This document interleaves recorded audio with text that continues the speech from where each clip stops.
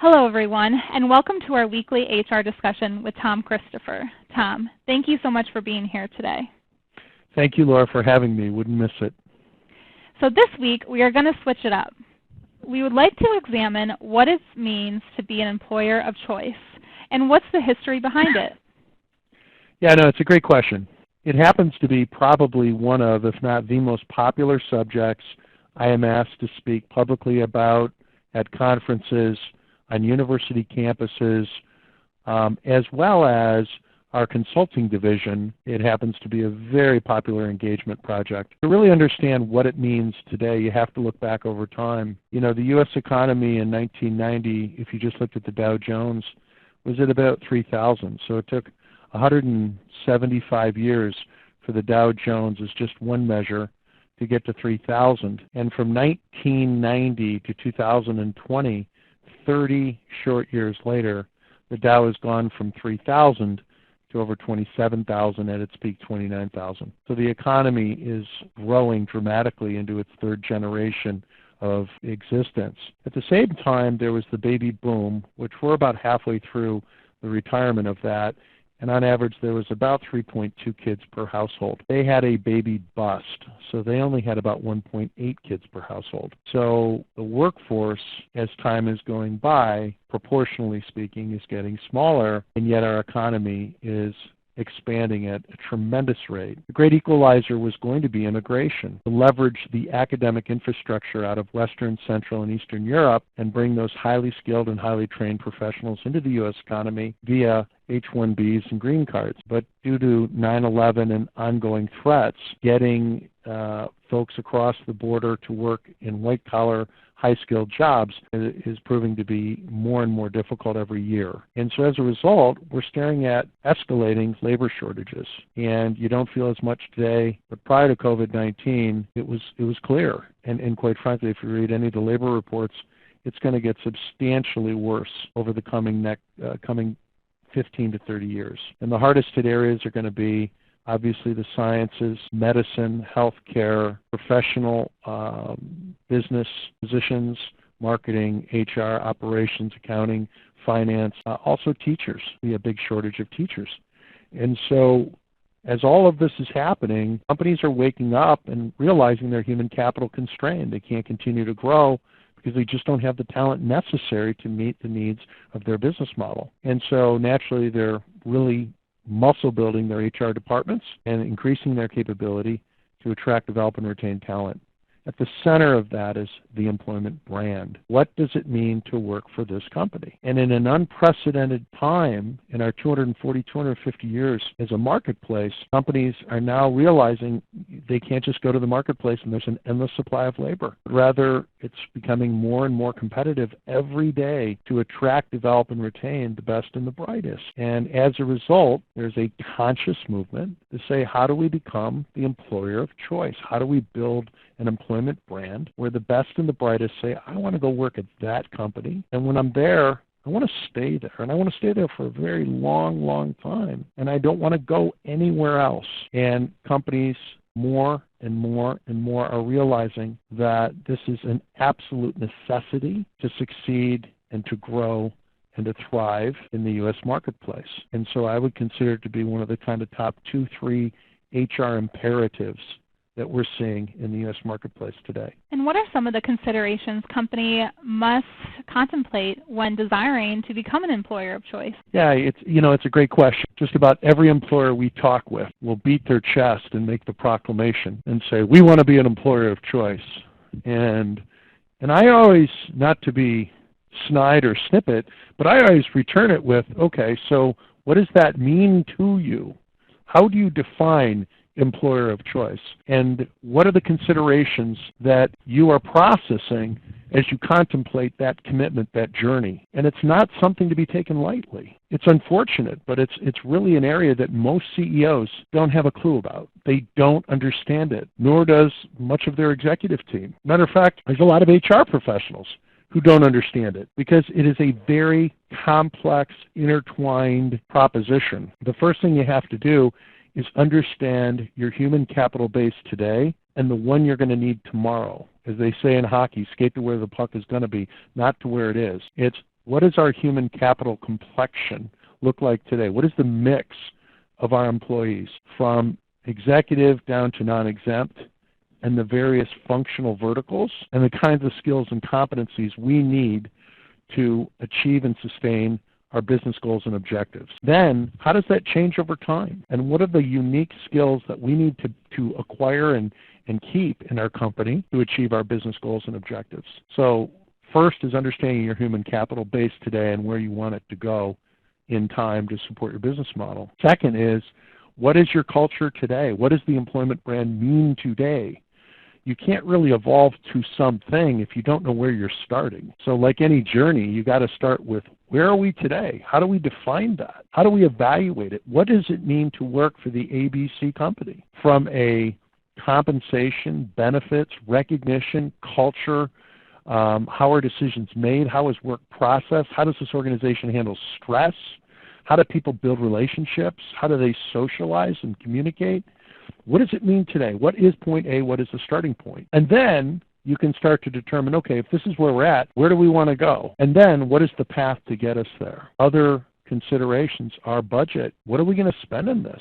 Because like anything, it's not free. It can actually be incredibly expensive. But the important thing is, how do we monetize it and capitalize it, make it an investment with a rate of return versus simply an expense?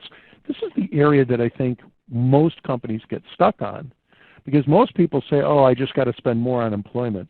No, actually it's not that. It's not an expense. It's a capitalized investment. And what is the rate of return that we're going to get on that investment? If you could hire 2 people to do the work of 3 and you paid them each 25% more than what you normally pay, you're going to be ahead of the game from a productivity perspective. And that's just one way that you measure yield or ROI on an employment branding initiative. So budget and return on investment. What's the life cycle? How do we affect that change, that transformation with our current employees as well as the new ones we're bringing on? One client said to me, transforming your employment brand and modifying and becoming an employer of choice is a difficult task, because it's not just about the new tire you're going to put on the car, it's about the other 3 that are already rotating at a certain revolution. And what does that mean to the other 3 that have already been on the car for 10,000 miles? So very, very, very deep consideration. Then how do we roll it out? How do we communicate it? How do we celebrate it? And then how do we live it and evolve it? How do we make it sustainable? Very, very complicated process if it's done and done right. And it's the single biggest risk point, which we'll talk about in the next call next week, which is what are the failure points. And this is one area that failure to plan, as Anthony Robbins would say, is the single greatest failure of Americans. 98% of Americans fail to plan.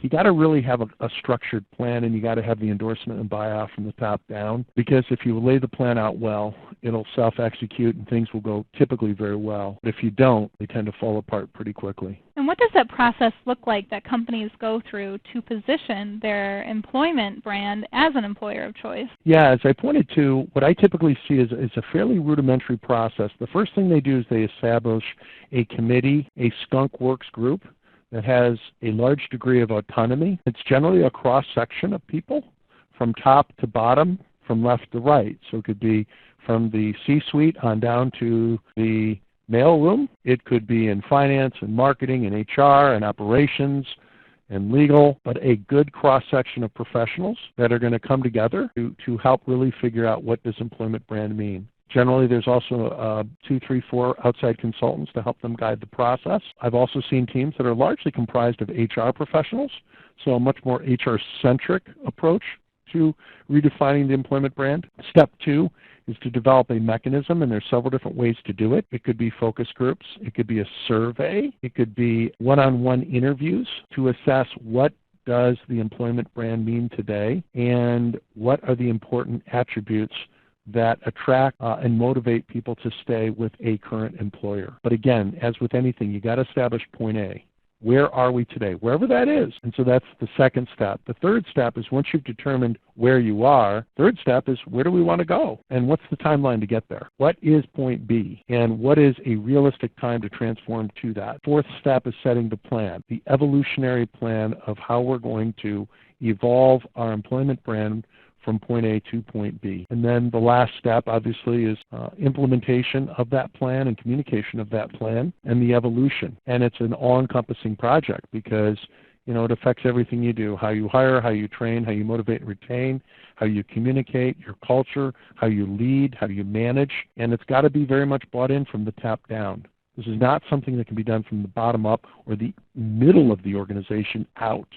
This has got to be something that the senior executives say, hey, this is important to us, and we're going to make this a priority. Ironically enough, it tends to be a core ingredient to your highest performing companies. Go across just about any vertical, any industry, any sector, and look at your highest performing companies, and they tend to have very strong employment brands.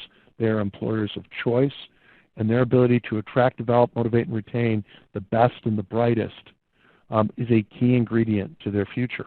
And ironically, it's not unique to large organizations. It can be the small organizations. It can be the Ben & Jerry's of ice cream. Because with this new generation of millennials, they don't necessarily want to go to work for the big companies.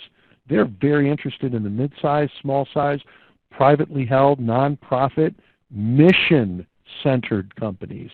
Companies that have more than just a goal of making money, but actually want to do well by fellow mankind. Tom's Shoes, for instance. And so this is an area where the small companies can enjoy a tremendous advantage in getting the best and the brightest talent, motivating it, retaining it. The other thing, Laura, that I tell you is taking inventory of what you already do. So many of my clients already do amazing things for their employees, and they do a horrible job of communicating it, or don't communicate it at all. So the perceived value is not there. It's only a benefit if your employees perceive it as a benefit, which means A, it's communicated, and B, they value it. You got to communicate it, and then B, you got to make sure that that's something the employees will value. So again, it is a process, but it's fairly straightforward.